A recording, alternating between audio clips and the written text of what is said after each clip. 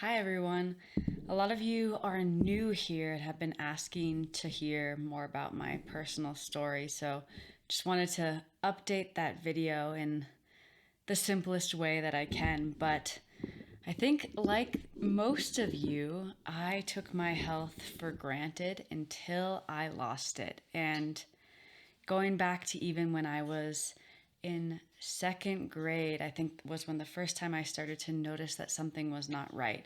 I saw the world through a very dark and gloomy lens, and I thought it was normal, and I thought that everyone else felt that way, but problems seemed to just compound from that moment. And the older I got, the worse I felt, and the more symptoms I started to accumulate to the point of just really intense bloating, ear infections, extreme and debilitating anxiety, feeling so depressed, extremely fatigued, not sleeping very well. I just constantly felt kind of sick.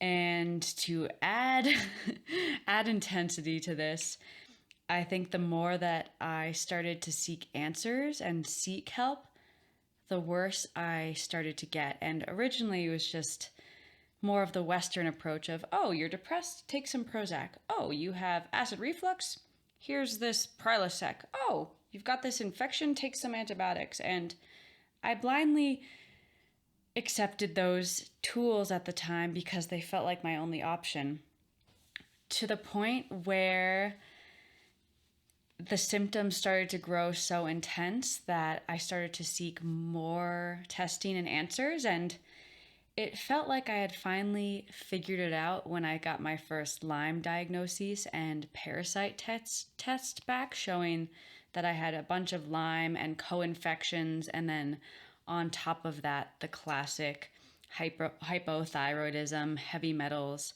toxic mold exposure, issues with candida, issues with leaky gut, showing all sorts of hormonal imbalances.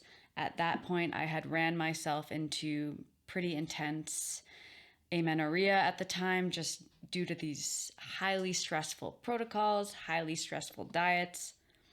And that's a piece of the journey too. Falling into these diets that I hoped would help me feel better. Things like GAPS, things like fruitarian, the mucusless diet, medical medium protocol, autoimmune paleo.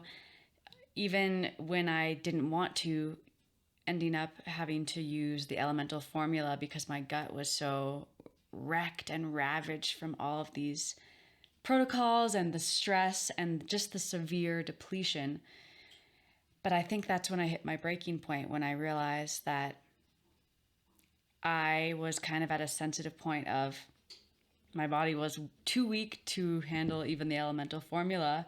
So my only other option at this point was to maybe consider tube feeding through the heart. And, throughout this entire journey, I started to realize that it didn't just start with me, that so many of these habits and these loops and this constant panic and anxiety that I felt didn't feel like it was mine.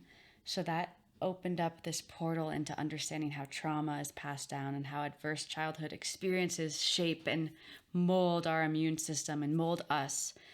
So after basically losing my entire health and the small piece of health that I had left over, it was this process of learning to rebuild it when nothing was working, when the diets were failing, when the treatments were failing, when my gut was so ravaged that the only thing left felt like a man-made formula or tube feeding through the heart.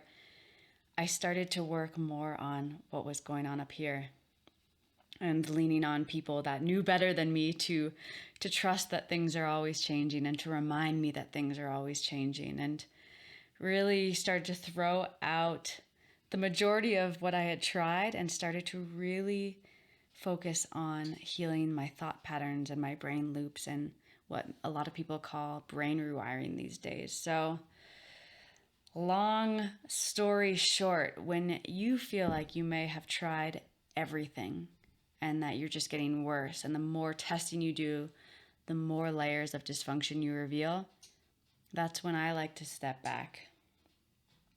and start to honor that our thoughts are so powerful. And oftentimes, yes, we do have these very real physical reactions, but maybe exacerbated by the stress cascades we are setting off unknowingly by these stress reactions that have become so normal to us that we don't even know another way at this point.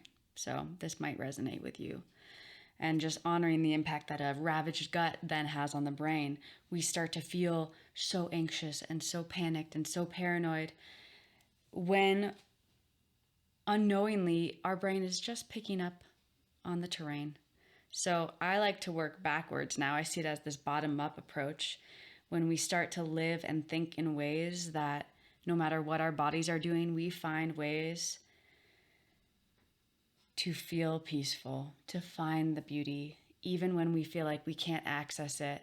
Start training in ways to teach the brain that it does know how to find what's beautiful and hopeful. And then the body starts to follow. So I hope that sums it up a little bit. If you have more specific questions, feel free to ask down below or message me. But if anything, I want to remind you that if I can do it, so can you. All right. Thanks for watching. Some scrub, Jay. We've got some plank, some learning, got some videos, some slippers.